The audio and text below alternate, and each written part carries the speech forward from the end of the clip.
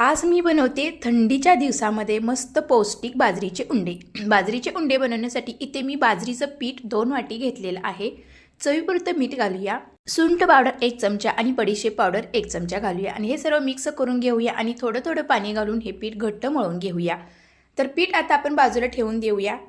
तोपर्यंत इकडे आपण साधं वरण बनवूया। तर डाळ शिजवून घेतलेली आहे तुरीची, तर फोडणी देऊया। तर तूप आणि तेल घातलेलं आहे, लसूण घालायचं आहे, जिरे घालायचे आहेत आणि नंतर इथे आपण फोडणी खमंग झाल्यानंतर शिजवून घेतलेली डाळ घालूया, चवीपुरतं मीठ घालूया, पाणी आवश्यकतेनुसार घालायचं आहे, वरून कोथिंबीर घालूया। तर तिकडे साधं वरण झालेलं आहे। तर आता आपण उंडे बनवून घेऊया।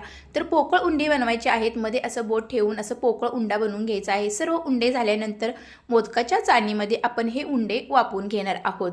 तर 10 ते 15 मिनिटे हे उंडे चांगले वाफवून घ्यायचे आहेत। तर याआधी पण मी लॉंग व्हिडिओ काढलेला आहे, त्याची लिंक खाली डिस्क्रिप्शन बॉक्समध्ये दिलेली आहे। वरणासोबत उंडे